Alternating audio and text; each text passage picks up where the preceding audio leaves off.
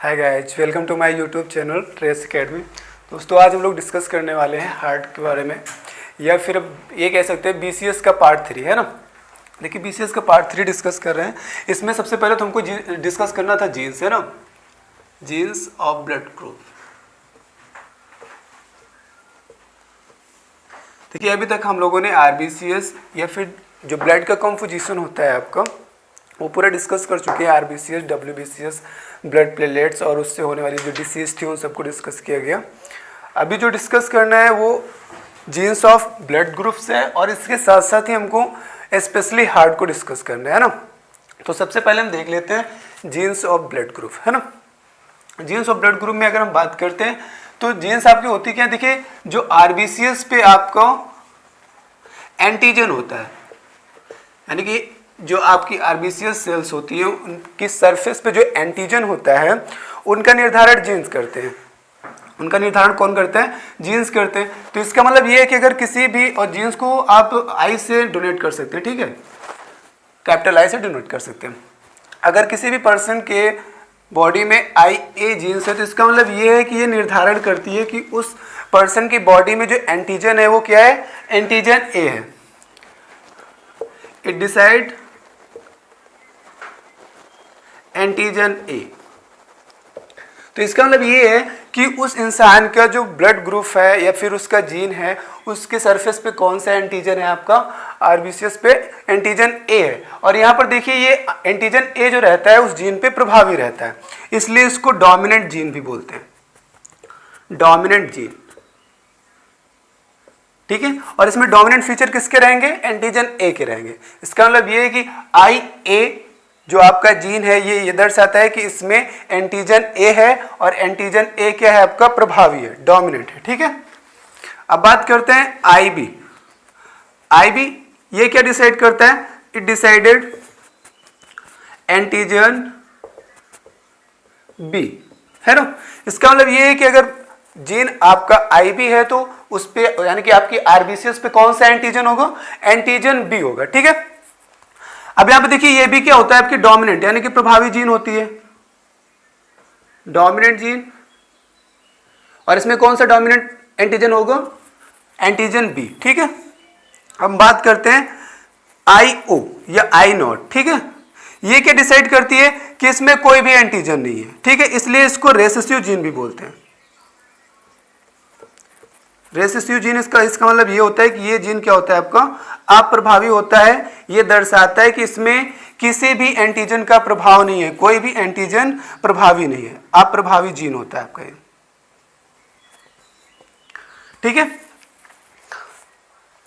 अब देखिए, जो इसका इनहेरिटेंस होता है आपको, अब अगर किसी की बॉडी में आपका जो जीन है आई ए और आई बी दोनों रहता है, जीन आई ए और आई बी, तो ये भी क्या होता है आपका? डोमिनेंट जीन होता है, प्रभावी होता है।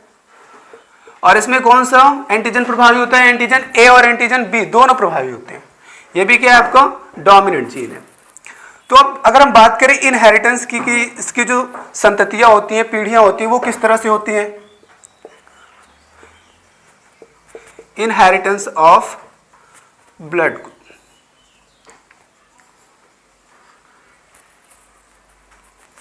संततियां रक्त समूह के आधार पर, या रक्त समूह के आधार पर संततियां। देखिए, इसको हम क्रॉस करवा के भी देख सकते हैं, यानी कि हाइब्रिडाइजेशन करवा के। तो देख लेते हैं। अब जैसे कि हम बात करते हैं ब्लड ग्रुप ए की, यहां पर हम ब्लड ग्रुप लिख देते हैं और यहां पर जीन लिख देते हैं ना। तो जीन हमेशा क्या होता है आपका? पेयर में होता है। तो ब्लड ग्रुप ए में जो आपका जीन होता है वो आई ए हो सकता है, और पेयर में होगा तो हमेशा क्या होगा? एक और जीन होगा इसके साथ, तो दूसरा भी आई ए हो सकता है। तो इसका मतलब ये है कि इस पे जो प्रभावी कारक है, यानी कि प्रभावी एंटीजन है, वो एंटीजन ए है। अब लेकिन अगर यहां पर आई ए और आई नॉट या आई ओ होता है तो इसका मतलब भी क्या है? ये तो आपका क्या है? रेसेसिव है, अप्रभावी है। तो प्रभावी कौन है? एंटीजन ए है। तो इसका भी ब्लड ग्रुप क्या होगा? ब्लड ग्रुप ए होगा। यानी कि ब्लड ग्रुप ए के लिए जो दो पेयर हैं जिनके, वो IA या फिर IA नॉट या I O हो सकता है, ठीक है।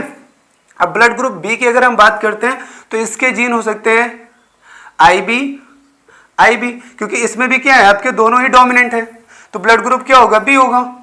लेकिन अगर IB और O है तो ये भी क्या है, आपका ब्लड ग्रुप बी ही है, क्योंकि यहाँ पर IO क्या है, आपका रेसेसिव है, और प्रभावी क्या है, आपका IB है ना।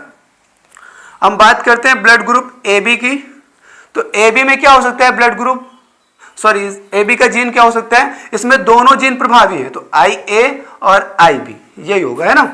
इसका मतलब क्या है कि इसमें दोनों ही डोमिनेंट है, आपका एंटीजन A भी डोमिनेंट है और एंटीजन B भी डोमिनेंट है, प्रभावी है। अगर ब्लड ग्रुप O की बात करते हैं तो ये क्या हो जाएगा, ब्लड ग्रुप O का मतलब है कि इसमें कोई भी जीन प्रभावी नहीं है, यानी कि ना एंटीजन A प्रभावी है और ना ही एंटीजन B प्रभावी है, तो इसके दोनों जीन क्या होंगे, I नॉट या IO होंगे, ठीक है। तो ये हो गए आपके ब्लड ग्रुप के अकॉर्डिंग जीन हो गए। इस और इन्हीं जीन की हेल्प से क्या करवाएंगे, अभी हम हाइब्रिडाइजेशन करवाएंगे, क्रॉस करवाएंगे, तो उसमें हम देखेंगे कि इनकी जो आने वाली पीढ़ियां होंगी उसमें कौन सा ब्लड ग्रुप पाया जाएगा, ठीक है। अब हम ये मान लेते हैं फादर या मदर दोनों ब्लड ग्रुप ए के हैं, तो इसको हम A लिख लेते हैं, ठीक है। इसमें से एक फादर का ब्लड ग्रुप है और एक मदर का ब्लड ग्रुप है। अब देखेंगे इसकी न्यू जनरेशन में कौन सा ब्लड ग्रुप पाया जाएगा, ठीक है। अब ब्लड ग्रुप ए की अगर हम बात करें तो ये IA हो सकता है या फिर IO हो सकता है, ठीक है। अब जब भी आप हाइब्रिडाइजेशन करवाएंगे तो ये वाला पेयर ना लेकर के ये वाला पेयर लेंगे, क्योंकि ये ज्यादा पॉसिबिलिटीज को दिखाता है, शो करता है, ठीक है। और दूसरा वाला भी क्या है, आपका ब्लड ग्रुप यही है, सेम ही, तो IA और IO ये भी हो जाएगा। अब इसमें से आप एक मॉम का मान लीजिए और एक डैड का मान लीजिए। अब देखिए न्यू जनरेशन में इसकी क्या हो सकता है, जब भी आपको हाइब्रिडाइज करवाना है तो इस तरह से कर लीजिए आप, है ना। अब ये क्या हो जाएगा आपका, ये मॉम का मान लेते हैं, मदर, और ये हो जाएगा फादर का। तो मदर के लिए लेते हैं तो IA है और IO है ना।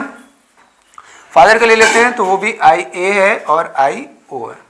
अब यहाँ पे आते हैं अगर फर्स्ट स्टेप में, तो यहाँ से देखिए IA और यहाँ से IA, यहाँ से IO और यहाँ से IA। डोमिनेंट वाला हमेशा आगे लिखा जाता है, ठीक है। यहाँ पर देखिए डोमिनेंट IA है, एक ऊपर से लीजिए और एक इधर से, यानी कि एक आप लेटरल लीजिए और एक हॉरिजॉन्टल लीजिए, ठीक है, एक वर्टिकल और एक लेटरल।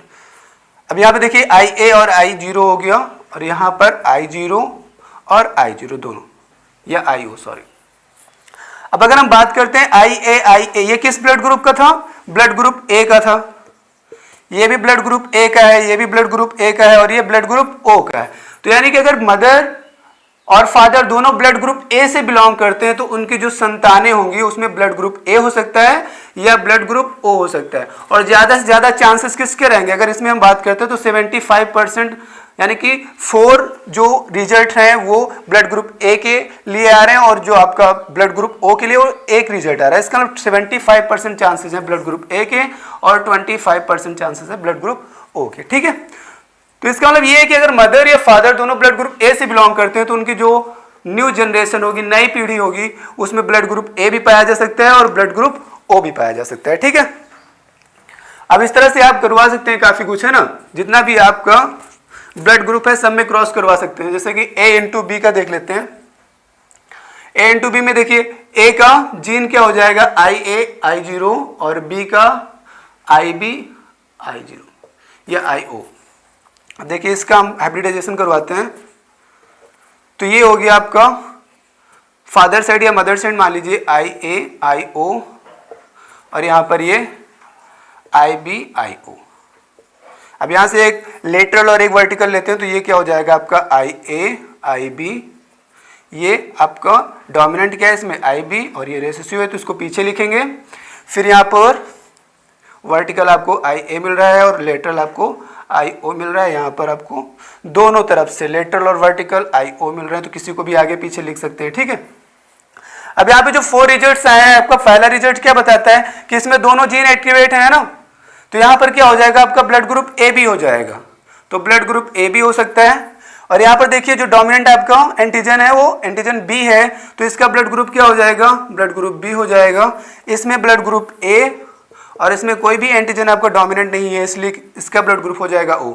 इसका मतलब ये है कि अगर मॉम या डैड में से कोई ए या बी है, यानी कि दोनों डिफरेंट है ए और बी में से, तो ऐसे में क्या हो जाएगा, उनकी संतानें जो हैं, उनकी संतानों में कोई भी चारों ब्लड ग्रुप में से एक ब्लड ग्रुप पाया जा सकता है। यानी कि चारों ब्लड ग्रुप अगर पाए जाने के चांसेस किसी में होते हैं तो वो इसी कंडीशन में होते हैं जब मॉम या dad A B blood group के हो। ठीक है, बाकी आप करवा सकते हैं जैसे कि ब्लड ग्रुप ओ, किसी के साथ करवा लीजिए ए या बी के साथ, तो रिजल्ट आपको पता चल जाएगा।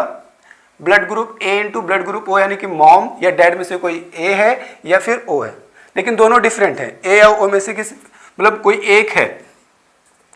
अब इसमें आप मान लीजिए कि मदर क्या है आपकी, ब्लड ग्रुप ए से बिलोंग कर रही है, फादर ब्लड ग्रुप ओ, तो इसके जीन्स क्या हो जाएंगे, आई ए आई ओ, और इसके दोनों रेसेसिव हैं तो क्या हो जाएगा, आई ओ आई ओ। अब इसका हाइब्रिडाइजेशन करवा लीजिए। देखिए ऐसे में क्या हो जाएगा, ये आई ए आई ओ और ये आई ओ आई ओ। अब वर्टिकल लेते हैं तो आई ए, लेटरल लेते हैं तो आई ओ, वर्टिकल आई ओ, लेटरल आई ओ, वर्टिकल आई ए, लेटरल आई ओ, वर्टिकल आई ओ और लेटरल आई ओ। तो ऐसे में देखिए ये दो रिजल्ट जो है ब्लड ग्रुप ए को बिलोंग कर रहे हैं और ये दो रिजल्ट ब्लड ग्रुप ओ को। तो इसका मतलब ये है कि अगर ऐसी कंडीशन आती है ए इंटू ओ की, तो जो उनकी जनरेशन होगी उसमें कौन से ब्लड ग्रुप के चांसेस होंगे, ब्लड ग्रुप ए के और ब्लड ग्रुप ओ की। ए या ओ दोनों ब्लड ग्रुप हो सकते हैं और दोनों का सेम चांस रहेगा, 50-50% का इक्वल चांसेस रहेंगे। अब अगर देखिए अगर ब्लड ग्रुप ओ है, मदर और फादर दोनों के ब्लड ग्रुप ओ है, तो ऐसे में देखिए क्या हो जाएगा, आई ओ, ये फादर या मदर मान लीजिए, और दूसरा भी आई ओ होगा क्योंकि दोनों सेम ब्लड ग्रुप को बिलोंग करते हैं ना। अब इसका हाइब्रिडाइजेशन करवाते हैं, तो फादर या मदर ऊपर ले लीजिए आई ओ और यहाँ पर भी आई ओ। तो ऐसे में देखिए वर्टिकल लेटरल दोनों सेम है, आई ओ, यहाँ पर भी सेम वे, यहाँ पर भी और यहाँ पर भी। तो ऐसे में देखिए सारे रिजल्ट किसको बिलोंग कर रहे हैं, ब्लड ग्रुप ओ को बिलोंग कर रहे हैं, है ना।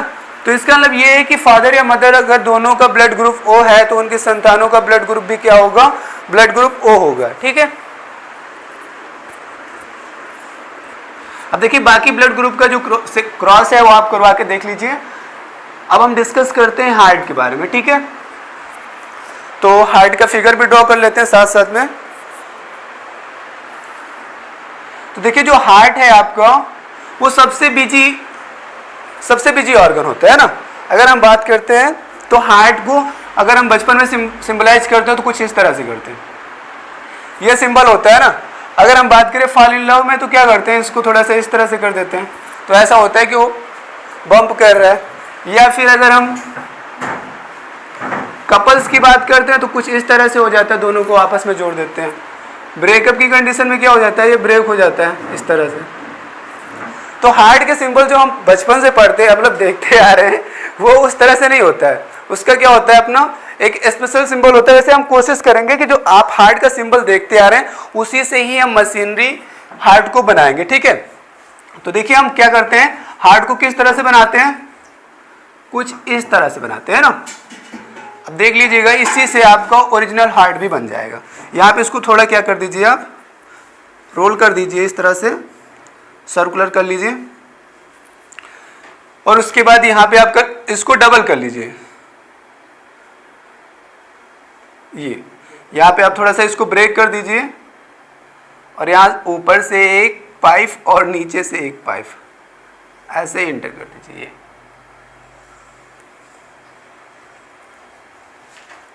ठीक है, यहां पर भी आप इसको डबल कर लीजिए। फिर यहां से देखिए आप इसको थोड़ा सा अंदर की तरफ इस तरह से कर लीजिए, क्योंकि आपको ट्राइकस्पिड वाल्व बनाना है। फिर यहां से आप इसको लाकर इस तरह से कर लीजिए। देखिएगा अभी इजीली कैसे आपका हार्ट बन जाएगा।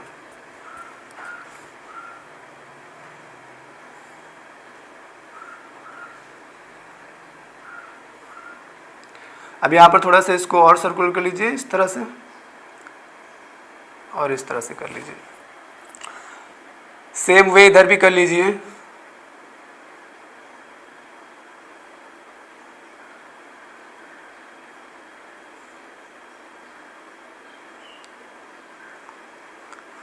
और इधर देखिए यहाँ पर क्या है, ये उठा हुआ है ना, ऐसे आपका इरेगुलर यहाँ पे बना हुआ है, लेकिन इस साइड में आपको रेगुलर बनाना है, इरेगुलर नहीं होता है, ठीक है, एकदम स्लो।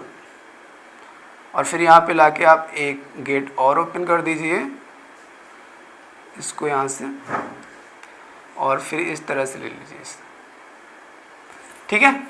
अब यहाँ पे आप 4 ओपनिंग ले लीजिए इस तरह से।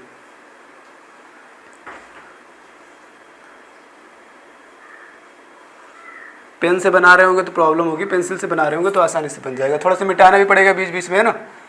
ये 4 ओपनिंग इस तरह से ले लीजिए। उसके बाद देखिए यहाँ पर एक ओपनिंग आपको लेनी है ऊपर के लिए, तो इसको इस तरह से कर लीजिए।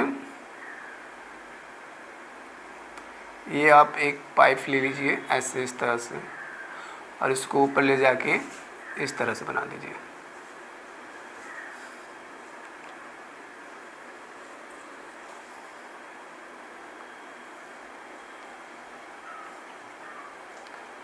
बनता जा रहा है।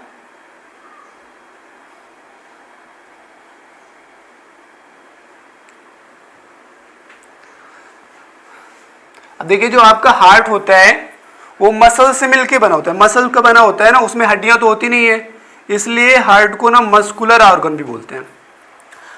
अब इसे क्या करता है, आपका ब्लड को पंप करता है पूरी बॉडी में, इसलिए इसको पंपिंग ऑर्गन भी बोलते हैं। और ये ब्लड सर्कुलेटरी सिस्टम में क्या करता है, मेनली पार्टिसिपेट करता है, इसलिए इसको सर्कुलेटरी ऑर्गन भी बोलते हैं, ठीक है। यहाँ पे आप एक और बना लीजिए पाइप, ये इस तरह से। ये देखिए यही वाली है आपकी, यहाँ से जा रही है, ठीक है। ये इस तरह से इसकी ओपनिंग ऊपर भी कर लीजिए एक, और इसी को नीचे भी ले आइए इस तरह से।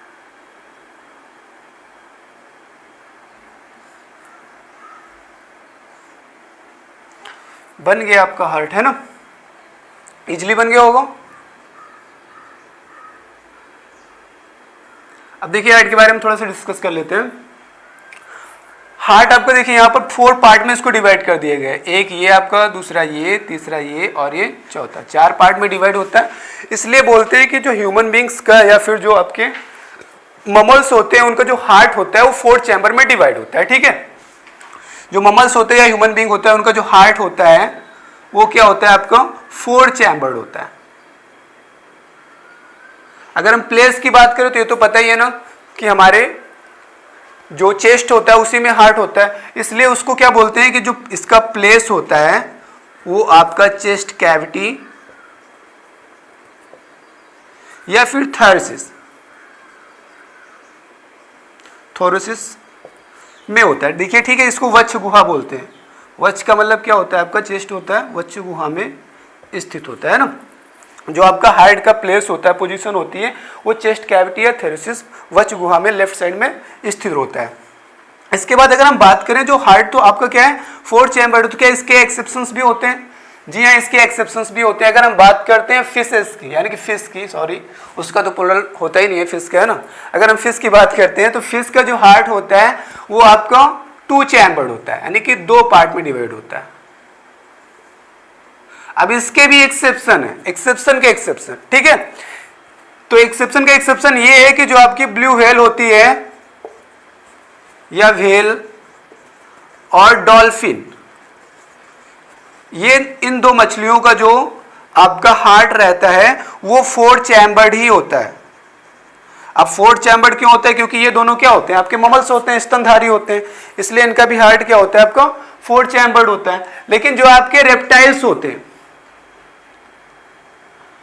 रेप्टाइल्स का मतलब समझ रहे हैं ना, सरीसृप जो होते हैं इनका जो हार्ट होता है आपका ये 3 चैम्बर्ड होता है।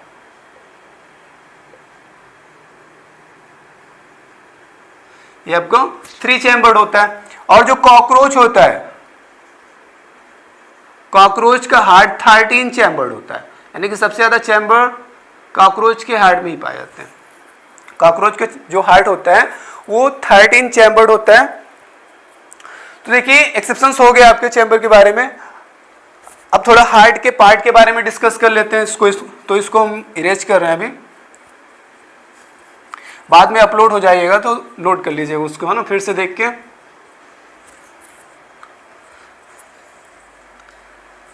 अब हार्ट के बारे में डिस्कस करते हैं ना। तो ये जो आपकी 2 पाइप्स दिख रही है यहां से, एक नीचे से आ रही है और एक ऊपर से आ रही है, ठीक है। तो ये जो ऊपर से आ रही है, देखिए होता है क्या, जो ह्यूमन बॉडी होती है फिर कोई भी बॉडी होती है तो उसमें ना ब्लड क्या करता है, जितने भी बायोमॉलिक्यूल्स होते हैं उनको और ऑक्सीजन को ट्रांसपोर्ट करके टिश्यू तक पहुंचाती है, ऊतकों तक पहुंचाती है। और ऊतक क्या करते हैं, उसका प्रयोग कर लेते हैं। जैसे कि अगर हम हाथ की बात करें तो हाथ क्या करता है, कार्य करता है। और कार्य करने के लिए इसको क्या चाहिए, ऊर्जा चाहिए। और ऊर्जा कहां से मिलेगी, ऊर्जा मिलेगी ब्लड का जो शुगर होता है यानी कि ग्लूकोज, है ना, ग्लूकोज का ऑक्सीडेशन होगा तभी उसको एनर्जी मिलेगी। और ग्लूकोज के ऑक्सीडेशन के लिए जरूरी क्या है, ऑक्सीजन। यानी कि किसी भी ऑर्गन को कार्य करने के लिए ऊर्जा चाहिए और ऊर्जा की प्राप्ति कहां होगी, ग्लूकोज के ऑक्सीडेशन से। और ऑक्सीडेशन कब होगा, जब ऑक्सीजन होगा, ठीक है। तो इसका मतलब है कि सभी ऑर्गन को क्या चाहिए, ऑक्सीजन चाहिए। तो सभी ऑर्गन क्या करते हैं, ऑक्सीजन को लेते हैं, कार्य करते हैं, तो ऑक्सीजन वेस्ट भी हो जाता है, यानी कि ऑक्सीजन फिनिश हो जाता है। तो वहां पर क्या होता है, जो ब्लड होता है फिर से उसको ऑक्सीजन की जरूरत होती है, तो वो फिर से ऑक्सीजन लेने के लिए आपको क्या करता है, लंग्स तक जाता है हार्ट के थ्रू। तो जो प्यूरिफिकेशन का वर्क होता है हार्ट और लंग दोनों मिलकर करते हैं, ठीक है। तो यहाँ पे देखिए जो अपर बॉडी पार्ट्स हैं, अपर बॉडी पार्ट्स की बात करें तो जो चेस्ट के अपर है, जैसे कि आपके हैंड्स है ना, आर्म्स हैं, और इसके साथ साथ आपका हेड है, जो चेस्ट है, ये जितना भी वर्क करते हैं, ठीक है। तो वर्क करने के बाद ऑक्सीजन को क्या करते हैं, फिनिश कर देते हैं, विड्रॉ कर देते हैं। उसके बाद क्या होता है कि इनको फिर से जब ऑक्सीजन की जरूरत होती है तो ब्लड क्या होता है आपका, डीऑक्सीजनेटेड हो चुका होता है। तो वही डीऑक्सीजनेटेड ब्लड क्या करता है यहाँ पर, ये अपर बॉडी पार्ट से और ये लोअर बॉडी पार्ट से। लोअर बॉडी पार्ट का मतलब है लेग्स है आपका, और जितना भी आपका लोअर बॉडी पार्ट है वहां से ब्लड इंटर होकर, यानी कि ये यहां पर अनप्योर्ड ब्लड आता है, अनप्योर्ड ब्लड। यानी कि जो प्योर ब्लड होता है, जब भी सारे ऑर्गन्स उसके ऑक्सीजन का इस्तेमाल कर चुके होते हैं तो अनप्योर हो जाता है। और अनप्योर होने के बाद ये देखिए जो ऊपर से पाइप आ रही है इसको क्या बोलते हैं, इन्फेरियर वेना कावा बोलते हैं, इन्फेरियर वेना कावा। इसी को बोलते हैं अग्र महाशिरा, ठीक है। तो अग्र महाशिरा का कार्य क्या होता है, बॉडी के अपर पार्ट से अनप्योर ब्लड को हार्ट तक लेके आना, ठीक है। और यहां पे देखिए जो लोअर बॉडी पार्ट से जा रहा है यहां पर इसको बोलते हैं superior vena cava. Lower body part से आपका unpure blood superior vena cava से जाता है। अब देखिए ये इंफेरियर वेना कावा और सुपीरियर वेना कावा से जो ब्लड है वो इन कर रहा है, कहां, हार्ट में, है ना। तो जब भी इन करता है किसी भी पाइप के थ्रू तो उसको बोलते हैं वीन, ठीक है। तो ये जो आपका इंफेरियर वेना कावा है और सुपीरियर वेना कावा है ये क्या है, वीन है। यानी कि जितनी भी पाइप्स के थ्रू हार्ट में ब्लड इन होता है उसको वीन बोलते हैं, ठीक है। तो यहां देखिए ये इंफेरियर वेना कावा और सुपीरियर वेना कावा के थ्रू ब्लड इन हो रहा है, तो ये क्या है आपकी वीन्स है। और यहाँ पर देखिए ब्लड इन होके आपका जो आता है ये फर्स्ट चैम्बर में आता है। अगर हम बात करते हैं इस हार्ट की तो ये इसका क्या है आपका, जो मेरे लेफ्ट में है ये राइट है और जो राइट में है वो लेफ्ट है, ठीक है। क्योंकि हम सामने वाले के हार्ट को डिस्कस कर रहे हैं। अगर हम बात करते हैं,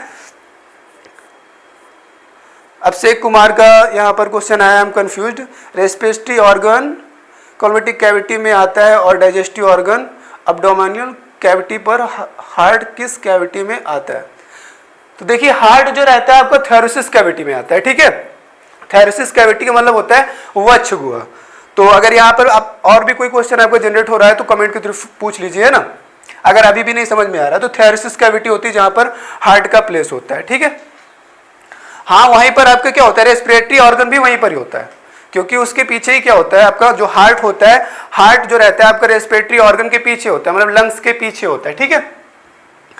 तो तो ये क्या हो गया आपका फर्स्ट चैम्बर हो गया। और राइट साइड का देखिए, हम सामने वाले के हार्ट को डिस्कस कर रहे हैं। अगर हम इधर किए हो तो यानी कि वो पर्सन जो हमारे फ्रंट में खड़ा हो, तो हमारे फ्रंट में जो खड़ा होगा तो मेरा लेफ्ट क्या होगा, उसका राइट होगा, और मेरा राइट उसका लेफ्ट होगा। तो यहां पर देखिए जो मेरे लेफ्ट में पोर्शन बना हुआ है ये राइट का है, तो ये फर्स्ट चैम्बर है, इसको बोलते हैं ऑरिकल।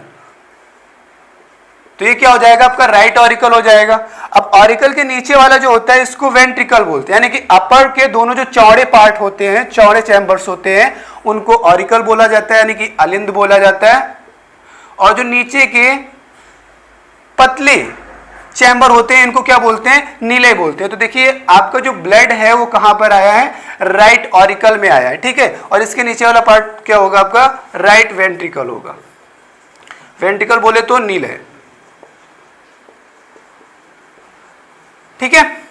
अब देखिए यहां पर अगर अनप्योर ब्लड आता है, हम बात करते हैं कि क्या अनप्योर ब्लड इसमें आते हैं, इसमें चला जाता है वेंट्रिकल में, तो ऐसा नहीं है, ठीक है। देखिए अगर यहां पर 300 ml ब्लड आता है, तो जितना भी ब्लड आता है, देखिए आधा कितना भी हो, अगर एक बात करते हैं एक हार्ट बीट की, तो एक हार्ट बीट में सिर्फ 70 ml ब्लड आता है, ठीक है। तो यहां पर हम एग्जांपल ले रहे हैं 300 ml, जो कि आसानी से फ्रैक्शन में आ जाए। तो यहां पर देखिए जितना भी ब्लड आपका राइट ऑरिकल में आता है उसका 2/3 ब्लड कहां पर पहुंचता है, राइट वेंट्रिकल में पहुंचता है। अगर यहां पर 300 ml ब्लड आया तो उसका 2/3 कितना हो जाएगा, 200 ml हो जाएगा, ठीक है। यानी कि 300 ml अगर ब्लड आता है तो उसका 200 ml कहां पर एंटर करता है, आपका राइट वेंट्रिकल में एंटर करता है। अब देखिए यहां पर यहां से एंटर करने के लिए इस वाल्व से इसको गुजरना होगा, ठीक है। तो देखिए ऑरिकल से वेंट्रिकल में ओपन होता है, इसलिए इसको बोलते हैं auriculo, right auricle ventricular, auricle ventricular valve, ठीक है। या फिर इसको बोलते हैं एवियस वाल्व, ठीक है, एवियस valve, right ventricular sorry auricle ventricular valves, ठीक है। एवियस वाल्व के थ्रू क्या होता है, यहां पर देखिए गेट बना हुआ है, ये यहां से एक कस्पिड आया हुआ है और यहां से एक कस्पिड आया हुआ है। तो यहां पर दो ही कस्पिड नहीं होते, एक कस्पिड और होता है आपका, उसको भी दिखा रहे हैं, ये इस तरह से होता है, ठीक है। तो यहां पर ये तीसरा कस्पिड इसलिए लगा होता है क्योंकि फर्स्ट टाइम यहां पर एंटर कर रहा होता है ब्लड, तो ब्लड की क्वांटिटी ज्यादा होती है, बाकी घूम घूम के क्या हो जाएगा, थोड़ा ब्लड की क्वांटिटी कम पड़ जाएगी। अब ज्यादा ब्लड होता है तो प्रेशर भी ज्यादा होता है यहां पर, है ना।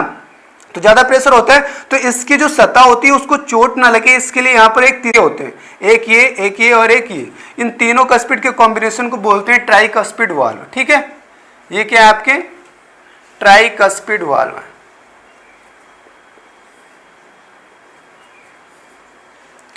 तो ट्राई कस्पिड वाल्व देखिए, ये जितने भी यहाँ पर वाल्व्स होते हैं ये वन साइडेड होते हैं, जैसे दरवाजा नहीं आपका होता है सिर्फ एक साइड को खुलता बंद होता है, ठीक है, उसी तरह से। अब यहाँ पर देखिए ब्लड आता है और जैसे ही ये संकुचित होता है, जैसे ही संकुचित होता है तो क्या होता है, जैसे ही हार्ट आपका संकुचित होता है तो ऊपर का ब्लड कहाँ जाता है, प्रेशर के थ्रू नीचे आता है, यानी कि ये सारा ब्लड जो यहाँ पर था वो कहाँ पर आ जाएगा, आपका इस पोर्शन में आ जाएगा, ठीक है।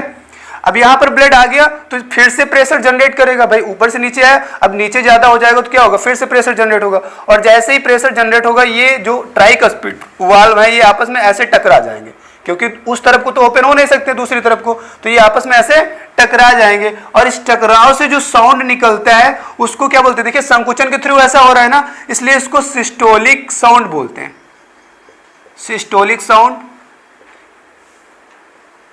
या फिर इसको बोलते हैं लब साउंड, ठीक है, लब साउंड या सिस्टोलिक साउंड। और ये साउंड कब जनरेट होता है, ये जब ट्राइकस्पिड वाल्व आपस में टकराते हैं तो जनरेट होता है। अब देखिए यहां पर क्या हुआ कि जो आपके वॉल्व्स हैं, सेकंड वाला मार्क कर देना, ठीक है, जो ट्राइकस्पिड वाल्व है वो इस तरह से ओपन हुए और जैसे नीचे से प्रेशर जनरेट हुआ ये आपस में ऐसे टकरा गए और ये साउंड निकला, ठीक है। और जैसे ये गेट बंद हो जाएगा तो देखिए प्रेशर तो जनरेट ही है, तो प्रेशर क्या करेगा, कहीं ना कहीं से तो ओपन हो गई, तो देखिए यहाँ पर ये देखिए ये वाला वाल्व ओपन हो जाता है, ठीक है। यहाँ पर देखिए ये इधर गेट है, इधर से भी गेट है, और इसका जो शेप है वो मून की तरह होता है, ठीक है, मून की तरह होता है, हाफ मून की तरह, इसलिए इसको सेमी ल्यूनर वाल्व बोलते हैं, ठीक है, सेमी ल्यूनर वाल्व।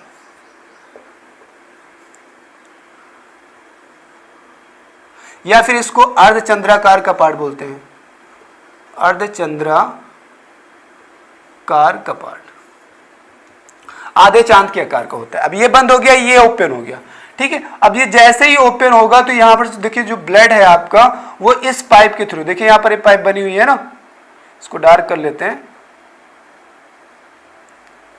ये यहां से इंटर हुआ और इस पाइप के थ्रू इस तरह से आगे बढ़ता हुआ जाएगा, ठीक है। अब देखिए यहां से क्या हो रहा है, इनसे तो ब्लड इन हो रहा है, अब इससे ब्लड क्या हो रहा है, आउट हो रहा है, आर्टर साइड में जा रहा है, इसलिए इन वॉल्स को क्या बोलते हैं, आर्टरीज बोलते हैं। यानी कि वो सभी वॉल्स जिनसे ब्लड बाहर को जाता है उनको क्या बोलते हैं, आर्टरीज बोलते हैं, ठीक है। अब देखिए यहां पर ये क्या हुआ कि जो आपका डीऑक्सीजनेटेड ब्लड है यानी कि अनप्योर ब्लड, वो पहले क्या हुआ, राइट ऑरिकल में आया एंड देन राइट एवियस वाल्व ओपन हुई, फिर राइट वेंट्रिकल में पहुंचा, उसके बाद क्या हुआ, यहां से आपका सेमिल्यूनर वाल्व ओपन हुआ एंड देन ये पहुंच गया इस आर्टरी में। और ये आर्टरी देखिए दोनों साइड में जा रही है, आपके राइट में भी जा रही है और लेफ्ट में भी जा रही है। तो आपके लंग्स भी दो होते हैं, एक राइट लंग होता है और एक लेफ्ट लंग होता है। तो एक वाल्व है यानी कि ये जो राइट साइड में है ये राइट लंग को लेके जाती है ब्लड को, राइट लंग, और ये लेफ्ट लंग को लेके जाती है, ठीक है। तो दोनों लंग्स में आपका ब्लड पहुंच रहा है, राइट लंग्स में पहुंच रहा है और लेफ्ट लंग्स में पहुंच रहा है। और जितनी भी वॉल्स आपकी लंग्स से बिलोंग करती हैं यानी कि लंग्स से अटैच्ड होती हैं तो उनको क्या बोलते हैं, पल्मोनरी बोलते हैं ना।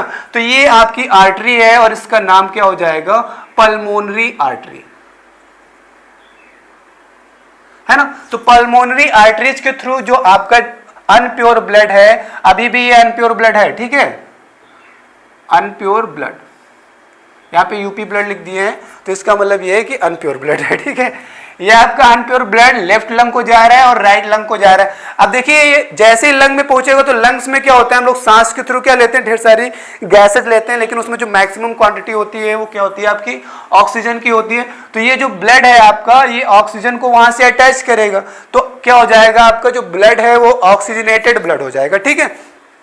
और यही ऑक्सीजनेटेड ब्लड जो है, ये जो आपका लंग्स होता है, लंग्स में ढेर सारी आपकी कैपिलरीज होती हैं, वहां पर क्या होता है, आपकी आर्टरीज और वेन्स दोनों जाके मिलती हैं। तो ये आर्टरीज के थ्रू बाहर गया, अब वेन के थ्रू अंदर आएगा। तो देखिए यहां से जो आपका राइट लंग है और लेफ्ट लंग है, यहाँ पर ढेर सारी वेन्स हैं और उन्हीं वेन्स के थ्रू देखिए सारा का सारा ब्लड इस तरह से आ रहा है फिर से हार्ट के अंदर, ये लेफ्ट साइड से, ठीक है। ये चारों वेन्स कहां से आ रही हैं, आपकी लंग्स से आ रही है, ठीक है।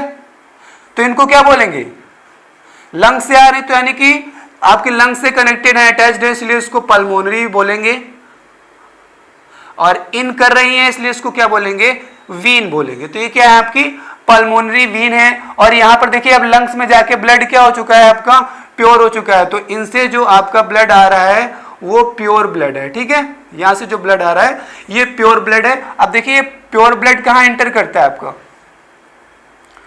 प्योर ब्लड इंटर कर रहा है आपका थर्ड चैम्बर में, और ये अपर चैम्बर है इसलिए इसको क्या बोलेंगे हम, ऑरिकल, है ना। और ये लेफ्ट साइड में आपका तो क्या हो जाएगा, लेफ्ट ऑरिकल हो जाएगा। तो क्या होता है कि सारा का सारा प्योर ब्लड कहां पर आता है, लेफ्ट ऑरिकल में आता है, ठीक है। अब देखिए यहां पर हम बात करते हैं तो राइट में जितने भी चैम्बर है, चाहे वो राइट ऑरिकल हो या फिर राइट वेंट्रिकल हो, उसमें अनप्योर ब्लड रहता है। और अगर हम लेफ्ट की बात करते हैं तो लेफ्ट का चाहे वो ऑरिकल हो चाहे वेंट्रिकल हो, वहां पर क्या होता है, आपका प्योर ब्लड होता है, ठीक है। अब देखिए यहां पर क्या हो रहा है, यहां पर इन हो रहा है ब्लड, जो अपर चैम्बर है अपर चैम्बर में इन हो रहा है और यहां से आउट हो रहा था, इसके भी अपर चैम्बर से इन हो रहा है और नीचे वाले से आउट हो रहा है। तो जितने भी देखिए अपर चैम्बर हैं, अपर चैम्बर यहां पर लिख देते हैं, ठीक है। अपर चैम्बर में ब्लड क्या होता है, इन होता है, और जो लोअर चैम्बर होते हैं उनमें वहां से ब्लड क्या होता है, आपका आउट होता है, बाहर जाता है, ठीक है। ओके, हिंदी में भी बता देंगे, ठीक है, हिंदी का मैक्सिमम यूज करेंगे अभी। तो देखिए जो आपका अपर चैम्बर यानी कि ऊपर के जितने भी चैम्बर हैं वहां से ब्लड क्या कर रहा है, आपका इन कर रहा है, और नीचे के जितने भी चैम्बर हैं वहां से ब्लड क्या कर रहा है, आपका आउट हो रहा है, यानी कि बाहर जा रहा है, ठीक है। अब बात करते हैं अगर राइट चैम्बर की, तो राइट चैम्बर में क्या है, आपका जितने भी राइट चैम्बर हैं वहां पर आपका क्या है, अनप्योर ब्लड है। तो इट हैज अनप्योर ब्लड, यहां पे लिख दीजिए अशुद्ध रक्त। जितना भी राइट चैम्बर है आपका, इनमें अशुद्ध रक्त रहता है, और जितने भी आपके लेफ्ट चैम्बर है, जैसे कि अभी आप देख रहे थे ऑरिकल, लेफ्ट चैम्बर में क्या है आपका, शुद्ध रक्त है। तो लेफ्ट चैम्बर जो आपका ऑरिकल है, देखिए यहां पे क्या हो रहा है आपका, प्योर ब्लड सबसे पहले एंटर कर रहा है थर्ड चैम्बर में। यहां पर क्या है, ये प्योर ब्लड है। अब देखिए प्योर ब्लड जैसे ही यहां पर इंटर करेगा, तो ये इंटर करने के बाद जैसे ही फिर से संकुचन होगा, जैसे ही संकुचन होगा तो क्या होगा, यहां से ये फिर से इस गेट को ओपन करके, यहां पर देखिए दो ही हैं, एक राइट में और एक लेफ्ट में, दो होने के कारण इसको क्या बोलते हैं, बाइकस्पिड वाल्व बोलते हैं, बाइकस्पिड वाल्व, या इसको बोलते हैं द्विवलन कपाट, द्विवलन कपाट। ठीक है, तो द्विवलन कपाट क्या होता है, ओपन होता है, और यहां पर देखिए जैसे ही ट्राइकस्पिड वाल्व बंद हो रहा था, जैसे ही बंद हुआ साउंड निकला, फिर ये ओपन हुआ और ब्लड ऊपर गया। ठीक है, और जैसे ये फिर से फैलेगा, देखिए ब्लड संकुचित हुआ तो यहां से ब्लड इस पार्ट में आ गया, फर्स्ट से सेकंड में आ गया, जैसे ही संकुचित हुआ फर्स्ट से सेकंड में आ गया, और सेकंड में आपको पल्मोनरी आर्टरी में ब्लड चला गया, इस संकुचन की स्थिति में है, यहां से आना और यहां पर यानी कि पल्मोनरी आर्टरीज में जाना, और जैसे ही फैलता है तो फिर से ब्लड क्या होता है, यहां से इन होता है और इसमें आ जाता है। ठीक है, और ये जो आपका गेट है, ये ऐसे ही जैसे ओपन होता है ऊपर को, वैसे ही नीचे आके ऐसे टपक से बंद हो जाता है, और जैसे ही बंद होता है यहां से भी एक साउंड निकलता है आपका, जो सेमी ल्यूनर है, ये सेमी ल्यूनर, ये सेमी ल्यूनर, या फिर यहां पर बात करते हैं बाइकस्पिड वाल्व की, तो सेमी ल्यूनर और बाइकस्पिड वाल्व से जो साउंड निकलता है टकराने से, उसको बोलते हैं डब साउंड, यहां पर लिख दे रहे हैं। ठीक है, उसको बोलते हैं डब साउंड।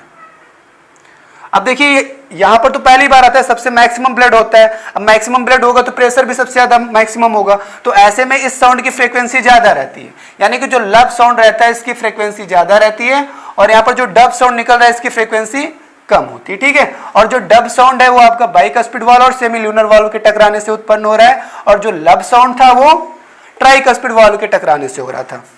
तो देखिए प्योर ब्लड क्या होगा, यहां से जैसे ये संकुचित होगा तो ये फोर्थ चैम्बर में आ जाएगा, यानी कि लेफ्ट वेंट्रिकल में आ जाएगा। ठीक है, इसको क्या बोलेंगे, लेफ्ट वेंट्रिकल। देखिए नेमिंग के साथ साथ ही इसको समझा रहे हैं, इसलिए काफी घना होता जा रहा है ना। अब देखिए क्या हुआ, लेफ्ट वेंट्रिकल में आ गया आपका ब्लड, और ये ब्लड पूरी तरह से प्योर हो चुका है। अब प्योर ब्लड हो चुका है तो उसको क्या चाहिए कि पूरे बॉडी में जाके फिर से ऑक्सीजन को प्रोवाइड करे, है ना। तो ऑक्सीजन को कैसे प्रोवाइड करेगा, देखिए यहाँ पे जैसे संकुचन हुआ, ब्लड यहाँ पर इन हुआ और इसके साथ साथ ही इस गेट को ओपन करेगा। ये देखिए यहाँ पर सेमी ल्यूनर गेट बना हुआ है, ठीक है। इस सेमी ल्यूनर गेट को ओपन करेगा और इस वाली पाइप में देखिए यहाँ से इस तरह से इंटर करेगा, इस तरह से, तो ऊपर को भी जा सकता है और नीचे को भी जा सकता है, ठीक है। तो यहां पर देखिए संकुचन की स्थिति में क्या होगा, संकुचन की स्थिति में इतना होगा कि इस चैम्बर से यानी कि लेफ्ट ऑरिकल से ब्लड लेफ्ट वेंट्रिकल में आएगा और लेफ्ट वेंट्रिकल से इस वाली पाइप में आएगा जिसको बोलते हैं आर्टा, आर्टा बोलते हैं, या फिर इसको कहीं पर सिस्टमेटिक आर्टा भी बोलते हैं, सिस्टमेटिक आर्टा, ठीक है। तो क्या होगा, ब्लड आपका सिस्टमेटिक आर्टा में जाएगा और सिस्टमेटिक आर्टा से क्या होगा, वापस भी तो आ सकता है, इसलिए क्या होगा, जैसे फिर से आपका हार्ट फैलेगा यानी कि अनुशीतलन की कंडीशन आएगी तो ये क्या हो जाएगा, आपका जो गेट ओपन हुआ था ये फिर से ऐसे बंद हो जाएगा, ठीक है, फिर से ऐसे ही बंद हो जाएगा। और जब बंद हो जाएगा तो फिर से वही साउंड निकलेगा जो आपका डफ साउंड है। तो देखिए जो प्योर ब्लड है आपका इस फोर्थ चैम्बर में आने के बाद फिर आया है आपका आर्टा में, और आर्टा की देखिए ओपनिंग सबसे पहले तो ऊपर है, और देखिए यहां पर एक गड़बड़ी हो रही है, यहां पर इसकी एक ओपनिंग और होती है, हम बना देते हैं ना इस तरह से, ये ओपनिंग हो रही, इधर भी कर दीजिए, दोनों तरफ ये ओपन होता है, ठीक है। यहां पर ये दो ओपनिंग और बना लीजिए। अब तो यहां से देखिए क्या हो रहा है, अपर बॉडी पार्ट को प्योर ब्लड जा रहा है, अपर बॉडी पार्ट, और यहां पे ये जा रहा है लोअर बॉडी पार्ट को, यानी कि अपर बॉडी पार्ट और लोअर बॉडी पार्ट दोनों को अब प्योर ब्लड जा रहा है। तो अपर बॉडी पार्ट क्या करेगा, फिर से ऑक्सीजन का इस्तेमाल करेगा कार्य करने के लिए, है ना, ऊर्जा के लिए ऑक्सीजन का इस्तेमाल करेगा, ग्लूकोज का फिर से ऑक्सीडेशन होगा, फिर से प्योर जो ब्लड है आपका अनप्योर होगा और यहाँ से फिर से आपका इंटर होगा सुपेरियर और इन्फेरियर वेना कावा से और फिर से प्योर होगा। तो इसी तरह का प्योरिफिकेशन अल्टरनेट चलता रहता है। तो अपर बॉडी पार्ट को प्योर ब्लड मिल गया, वो वर्क कर रहा है, लोअर बॉडी पार्ट को प्योर ब्लड मिल गया, लोअर बॉडी पार्ट्स क्या कर रहे हैं आपके, वर्क कर रहे हैं। लेकिन सबसे ज्यादा वर्क और लगातार वर्क क्या करता है आपका, हार्ट करता है। तो इसका मतलब कि हार्ट को सबसे ज्यादा जरूरत होती है प्योर ब्लड की, है ना। तो यहाँ पर जो ओपनिंग यहाँ पर हम दिए हैं, इस ओपनिंग का नाम है कोरोनरी, कोरोनरी वाल। यहाँ पे देखिए जो आयटा है, आयटा से ब्लड आउट हो रहा है और आउट होने वाले को क्या बोलते हैं, आर्टरी बोलते हैं। तो जो आपकी आयटा है ये क्या है, आपकी आर्टरी है। तो यहां पर देखिए कोरोनरी में भी ब्लड आउट ही हो रहा है, बाहर को आ रहा है ना, तो ये भी क्या है आपकी आर्टरी है, तो इसको कोरोनरी आर्टरी भी बोलते हैं। ठीक है। अब देखिए यहां पर जो आर्टरी यानी कि कोरोनरी वाल्व ओपन हो रही है, ये इस तरह से, जैसे कि आपका जो हार्ट का शेप होता है फिस्ट शेप होता है, मुट्ठी के आकार का होता है ना। तो जो मुट्ठी के आकार का आपका हार्ट होता है, मान लेते हैं ये मुट्ठी के आकार का है ना, इस तरह से। तो ये जो कोरोनरी है इस तरह से इसको ढक लेती है हार्ट को। ये इस तरह से आपकी जो ये वाली ओपनिंग है इस तरह से और दूसरी वाली ओपनिंग इस तरह से। तो हार्ट को दोनों तरफ से जैसे मुट्ठियों से जकड़ लेती है। क्या जकड़ लेती है, कोरोनरी वाल्व। और इसी तरह से सारी सेल्स से या फिर सारी जो भी आपकी कोरोनरी आर्टरीज होती है, इनके थ्रू क्या करता है, हार्ट को प्योर ब्लड देता है। ठीक है, बीच में हार्ट है आपका, दोनों तरफ से प्योर ब्लड दिया जाता है। तो हार्ट भी क्या करता है, प्रॉपरली वर्क करता रहता है। तो कोरोनरी का वर्क क्या है, हार्ट को प्योर ब्लड देना। ठीक है। अब अगर आपका हाथ में प्योर ब्लड नहीं पहुंच रहा है तो ऐसा माना जाएगा कि आपका हार्ट, जो आपका हैंड है वो सही से वर्क नहीं करेगा। ठीक है। तो उसी तरह से हार्ट में भी अगर प्योर ब्लड नहीं जाएगा, और प्योर ब्लड क्यों नहीं जाएगा, देखिए यहाँ पर जो कोरोनरी वाल्व है आपकी, ये दोनों तरफ से अगर मोटी होती जाए, इधर से मोटी होती जाए, तो बीच में जगह कम बचेगी, है ना। तो धीरे धीरे मोटी होती होती क्या हो जाएगी, यहाँ पे इतनी मोटी हो जाएगी कि ये ब्लॉक हो जाएगा। और जैसे ही ब्लॉक हो जाएगा तो हार्ट को प्योर ब्लड नहीं पहुंचेगा, और जब हार्ट को प्योर ब्लड नहीं पहुंचता है तो ऐसी कंडीशन में हार्ट अटैक हो जाता है। ठीक है। तो हार्ट अटैक में देखिए क्या होता है, जब भी आपके शरीर का कोलेस्ट्रॉल बहुत ज्यादा बढ़ जाता है, तो कोलेस्ट्रॉल के बढ़ने से क्या होता है, आपका वेट भी बढ़ने लगता है, और वेट बढ़ने के साथ साथ ही कोरोनरी वाल्व जो रहती है आपकी सिकुड़ती चली जाती है। ठीक है। और सिकुड़ने के कारण क्या होता है, एक टाइम ऐसा आता है कि ये ब्लॉक हो जाती है, और जैसे इसमें ब्लॉकेज आता है तो आपको हार्ट अटैक हो जाता है। ठीक है। तो इतना कुछ हो गया अभी आपका। अब इसको हम इरेज कर देते हैं। इरेज करने के बाद देखते हैं इसका, तो मैकेनिज्म तो क्लियर हो गया होगा ना हार्ट का। और यहां पर देखिए जो आपके वॉल्स होते हैं, जैसे कि यहां पर आपका ये ट्राइकस्पिड गेट है, यानी कि तीसरा कस्पिड है, तो ये हवा में तो लटका नहीं रहता है ना। तो इसको लटकाने के लिए यहां पर देखिए एक धागा नुमा मसल होती है जिसको बोलते हैं हार्ट स्ट्रिंग। ठीक है। ये क्या होती है आपकी हार्ट स्ट्रिंग होती है, या फिर इसको हृदय धागा भी बोलते हैं। हार्ट स्ट्रिंग में क्या होता है, और यहाँ पर देखिए बढ़िया मास जो आपकी मसल होती है वो लगी होती है, जिसको बोलते हैं पिपलैरी मसल, पिपलैरी मसल। तो पिपलैरी मसल इस स्ट्रिंग के द्वारा इस ट्राइकस्पिड को क्या करती है, होल्ड किए रहती है, वहीं पर उसको रोके रहती है। तो यहाँ पे देखिए लगभग क्या हो गया आपका, यहाँ पर पेसमेकर होता है जहाँ पर ये ओपनिंग होती है ब्लड की, और इसी पेसमेकर के पास ही क्या लगाया जाता है, देखिए यहाँ पर जहाँ पर आपका इन्फेरियर वेना कावा और सुपेरियर वेना कावा की ओपनिंग होती है हार्ट के अंदर, उसी पॉइंट को यानी कि एंट्री पॉइंट को क्या बोलते हैं, पेसमेकर बोलते हैं। और जब भी आपकी हृदय संबंधित बीमारियां ज्ञात करनी होती है, यानी कि आपको इलेक्ट्रोकार्डियोग्राफ ईसीजी मशीन लगाई जाती है, तो उसको यहीं पर लगाया जाता है। ठीक है। पेसमेकर की पोजीशन पे, पेस मेकर की पोजीशन पे ईसीजी को लगाया जाता है, और ईसीजी के थ्रू हम हृदय की बीमारियों को ज्ञात करते हैं। अब इसको हम इरेज कर देते हैं और देखते हैं किस तरह से ब्लड आपका एंटर हो रहा है। सबवे एक देख लेते हैं। तो हार्ट का सबवे देखते हैं ना।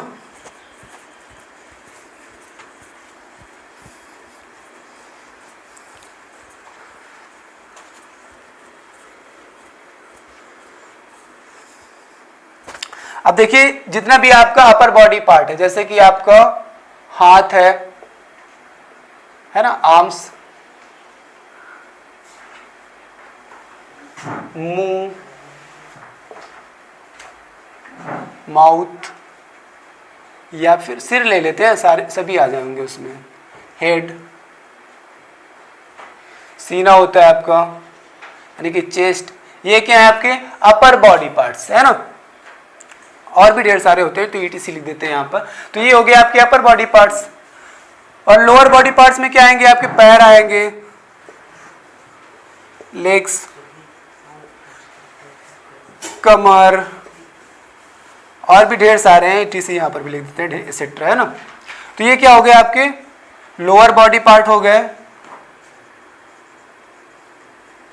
प्लेसेंटा वगैरह आपका सब यहीं पर आएगा, ठीक है। प्लेसेंटा, एक्सक्रीटरी सिस्टम भी आपका लोअर बॉडी पार्ट्स में ही आता है। तो ये लोअर बॉडी पार्ट हो गया, और ये हो गया आपका अपर बॉडी पार्ट्स। तो ये जो आपका लोअर और अपर बॉडी पार्ट्स, देखिए लोअर बॉडी पार्ट्स से जो ब्लड जाता है आपका, ये अनप्योर रहता है, अनप्योर ब्लड, ठीक है। और यहां से भी जो ब्लड जाता है, ये भी क्या रहता है आपका, अनप्योर ब्लड रहता है। और ये देखिए किस पाइप के थ्रू जाता है, इसी पाइप को क्या बोलते हैं हम, इसी पाइप को बोलते हैं हम, ऊपर वाले को इंफेरियर वेना कावा,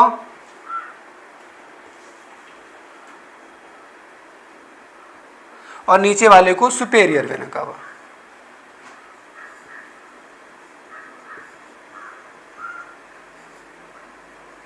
अब देखिए इन दोनों से जो आपका ब्लड है वो कहां पर इंटर करता है, वो ब्लड इंटर करता है आपका राइट ऑरिकल में, है ना, राइट ऑरिकल। फिर राइट ऑरिकल से आपका ब्लड जाता है राइट वेंट्रिकल में।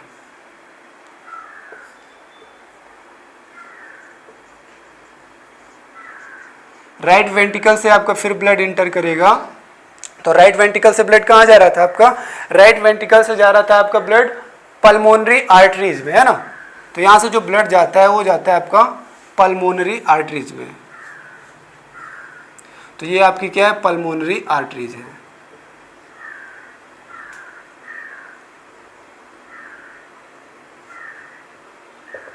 पल्मोनरी आर्टरीज के थ्रू फिर कहां पर जाएगा आपका,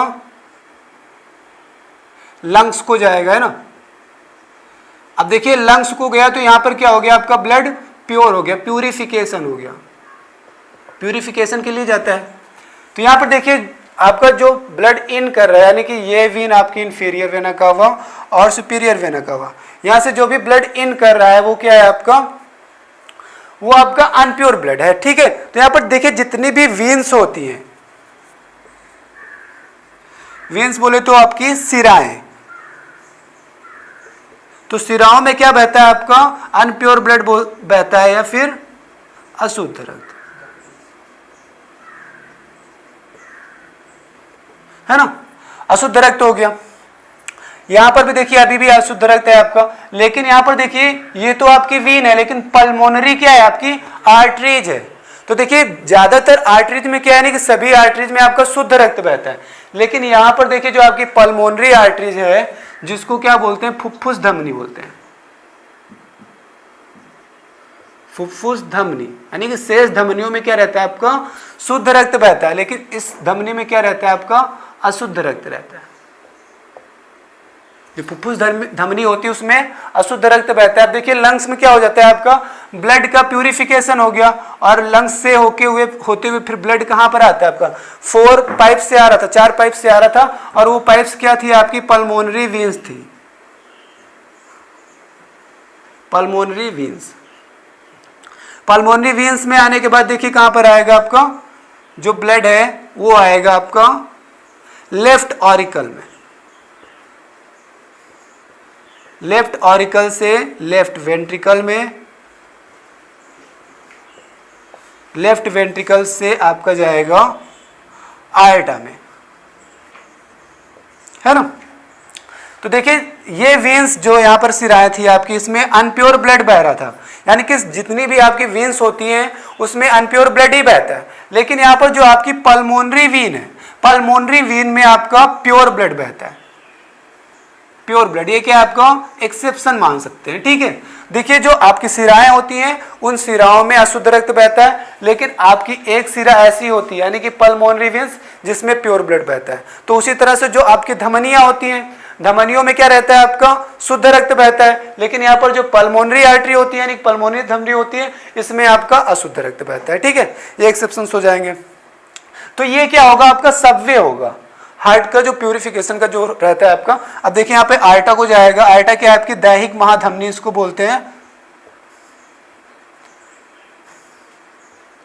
दैहिक महाधमनी।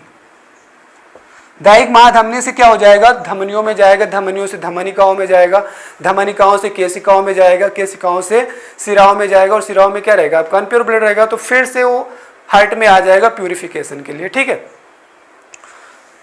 तो इसको यहीं पर भी फिनिश कर रहे हैं। अब देखते हैं जो आपका लब और डब साउंड होता है ना, लब डब साउंड। तो लब साउंड की अगर हम बात करते हैं, लब साउंड को क्या बोलते हैं, देखिए लब साउंड क्या होता है हार्ट की सिस्टोलिक कंडीशन में। हम यहां पर दो फिगर बना लेते हैं हार्ट के ऐसे ही सिंपल से।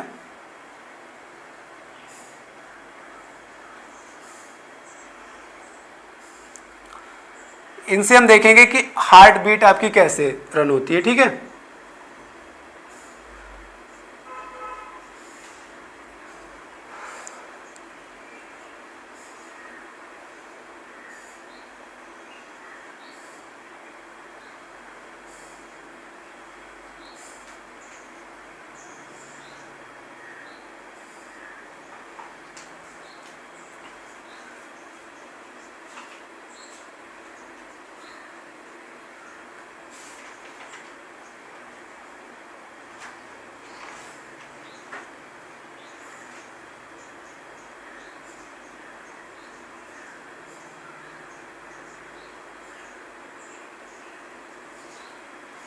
इस तरह से इसको कर लेते हैं। ठीक है, ड्रॉ कर लेते हैं, एक और ड्रॉ कर लीजिए यहीं पर, इस पाइप को इस तरह से निकाल दीजिए। ये देखिए समझने के लिए, सिर्फ हार्ट बीट के लिए। ठीक है, आपको जो यहाँ पर स्ट्रक्चर बन रहा है,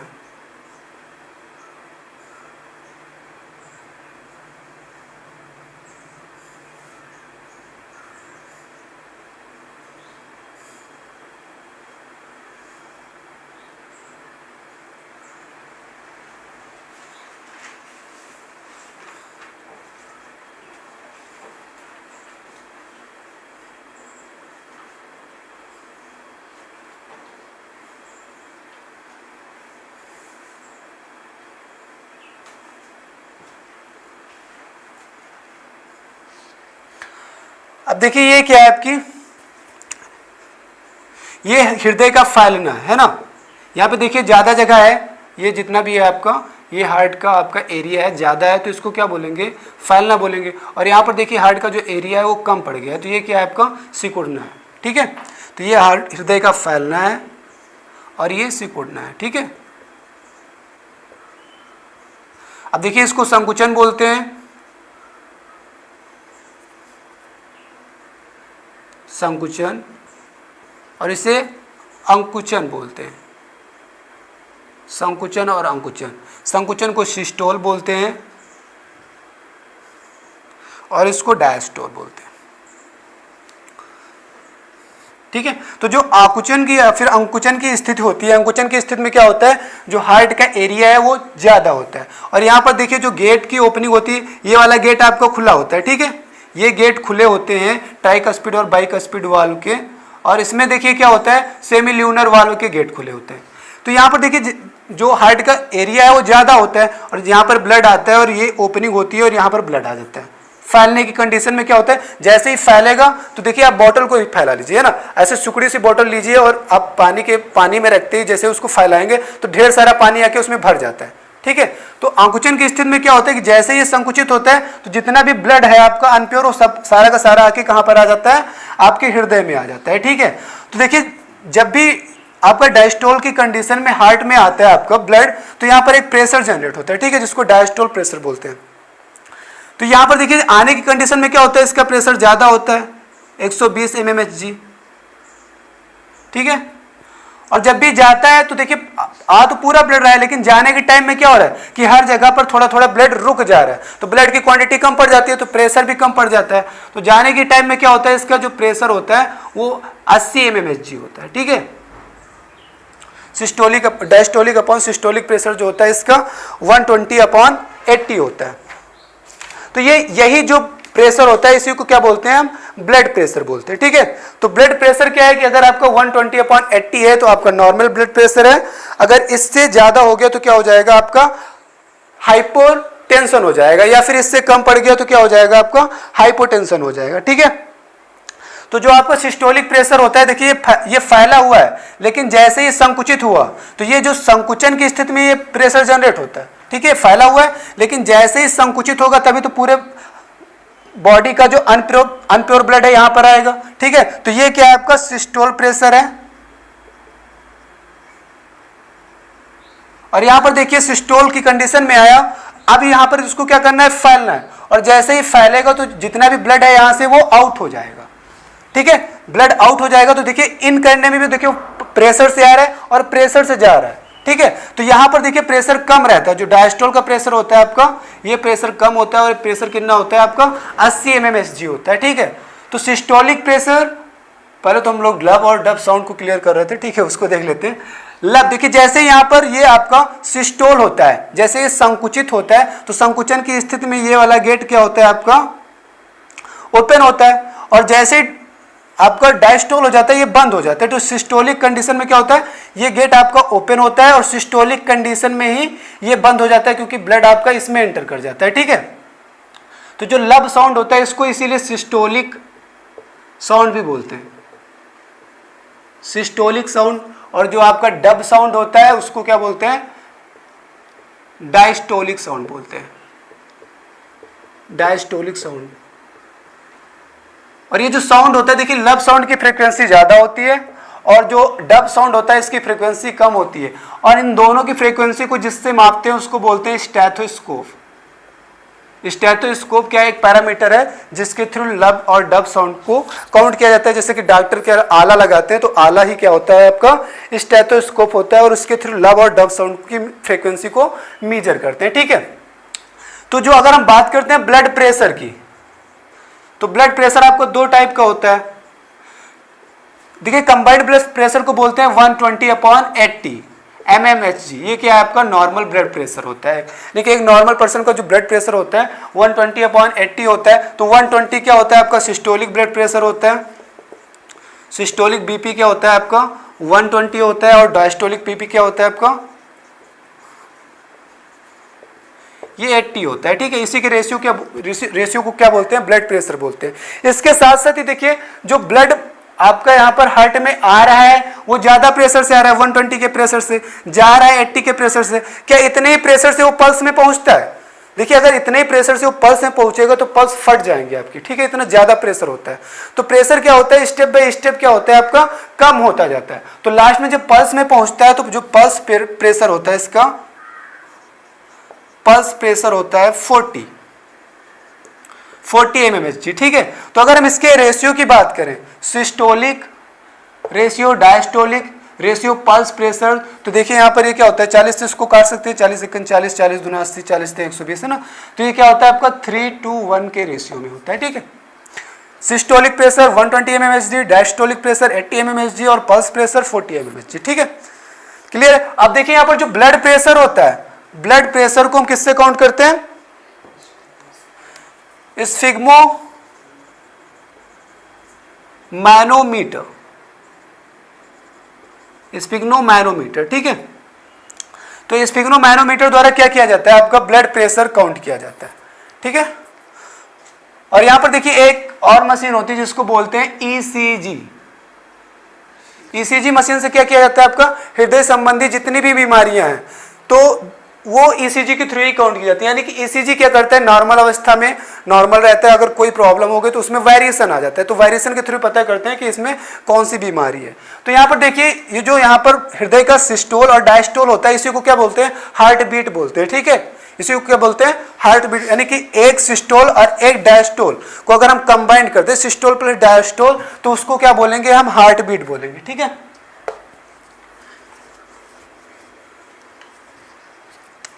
सिस्टोल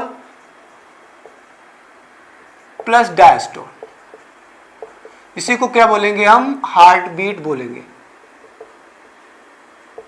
ठीक है, तो हार्ट बीट की अगर हम बात करते हैं तो एक जो नॉर्मल पर्सन होता है 1 मिनट में कितनी हार्ट बीट होती है उसकी? 1 मिनट में देखिए बोलते तो 72 है, लेकिन इसका रेशियो 70 से 80 माना जाता है। किसी किसी बुक में 65 से 75 दिया गया है, और इसका जो मीन रेशियो माना जाता है वो क्या रहता है आपका? 72 रहता है। ठीक है, तो एक जो नॉर्मल पर्सन रहता है उसकी जो हार्ट बीट रहती है 1 मिनट में 72 हार्ट बीट्स रहती है। ठीक है, अगर यही भ्रूण की बात करते हैं, ठीक है, भ्रूण में तो भ्रूण यानी कि विष्णुलग्न में क्या होता है कि ये जो आपका रहता है ये हार्ट बीट हो जाती है 150, यानी कि जो बच्चे होते हैं उनकी हार्ट बीट ज़्यादा होती है, 150 हार्ट बीट होती है, यानी कि 1 मिनट में 150 बार हृदय उनका धड़कता है। अब देखिए यहाँ पर देखो वेरिएशन इसलिए होता है कि अगर आप कुछ नहीं कर रहे हो तो आपका हार्ट बीट कम रहता है, अगर आप व्यायाम करने लगे तो वैसी कंडीशन में क्या हो जाएगा? आपका हार्ट बीट बढ़ जाएगा। ठीक है, तो जो हार्ट बीट रहता है आपको, हार्ट बीट सिस्टोल और डायस्टोल पे डिपेंड करता है। ठीक है, हार्ट बीट को जिन्होंने सबसे पहले काउंट किया था उनका नाम है स्टीफन थेल्स। स्टीफन थेल्स ने क्या किया था? हार्ट बीट को सबसे पहले मेजर किया था एक घोड़े में, इसलिए इनको फादर ऑफ हार्ट बीट बोलते हैं। ठीक है, स्टीफन थेल्स को।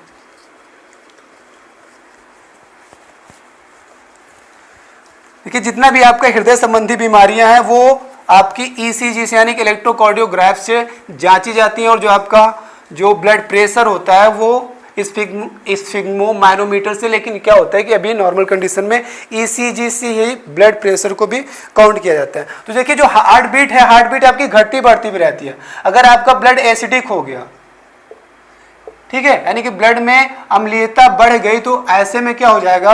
अगर एसिडिटी बढ़ जाती है ब्लड की तो जो आपकी हार्ट बीट होती है वो इंक्रीज हो जाती है, यानी कि नॉर्मल से इंक्रीज हो जाएगी। और अगर आपका ब्लड है आपका बेसिक हो गया, ब्लड बेसिक हो गया यानी कि बेसिसिटी उसकी इंक्रीज हो गई, तो ऐसे में जो आपकी हार्ट बीट है वो डिक्रीज हो जाएगी। ठीक है, इसके साथ साथ ही अगर आपका ब्लड प्रेशर बढ़ता है तो उसको क्या बोलते हैं? हाई ब्लड प्रेशर बोलते हैं, या फिर इसको क्या बोलते हैं? हाइपरटेंशन बोलते हैं। हाइपरटेंशन बोलते हैं ऐसी कंडीशन में जो आपका ब्लड प्रेशर है वो 150/90 हो जाता है। ठीक है, कितना हो जाता है? 150/90। सिस्टोलिक प्रेशर 30 यूनिट बढ़ जाता है, और जो डायस्टोलिक प्रेशर रहता है वो 10 यूनिट बढ़ जाता है। जो आपका लोअर बॉडी प्रेशर यानी कि अगर आपका ब्लड प्रेशर कम बढ़ गया तो उसको क्या बोलेंगे? लोअर ब्लड प्रेशर बोलेंगे। लोअर ब्लड प्रेशर, या इसको बोलते हैं हाइपोटेंशन। बढ़ने को हाइपरटेंशन और घटने को हाइपोटेंशन। ऐसी कंडीशन में क्या हो जाता है कि आपका जो ब्लड प्रेशर है वो 170 हो जाता है, यानी कि जो आपका सिस्टोलिक प्रेशर है वो 20 यूनिट घट जाता है, और जो डायस्टोलिक प्रेशर है वो 10 यूनिट घट जाता है। ठीक है, इसी के साथ ही हम BCS को यहीं फिनिश करते हैं। अभी आपका इसमें अगर कुछ छूट रहा है तो छूट रहा है कि किस तरह से आपका ब्लड ऑक्सीजन को कंजुगेट करता है, या फिर किस तरह से वो कार्बन डाइऑक्साइड को रिलीज करता है टिश्यूज में। ये सारी चीज़ें देखिए हम डिस्कस करेंगे रेस्पिरेशन में, क्योंकि रेस्पिरेशन में जो ऑक्सीजन का रोल है, कार्बन डाइऑक्साइड का रोल है वो ज़्यादा होता है, तो वहीं पर उसको डिस्कस कर लिया जाएगा। ठीक है, तो जो आपका देखिए कुछ बच्चों ने कहा है कि सर अभी स्टार्टिंग से पढ़ाइए, तो अभी हम कोशिश करेंगे कि अगले पार्ट में हम सेल को डिस्कस करें। ठीक है, तो जो नेक्स्ट क्लास होगी उसमें सेल को डिस्कस किया जाएगा।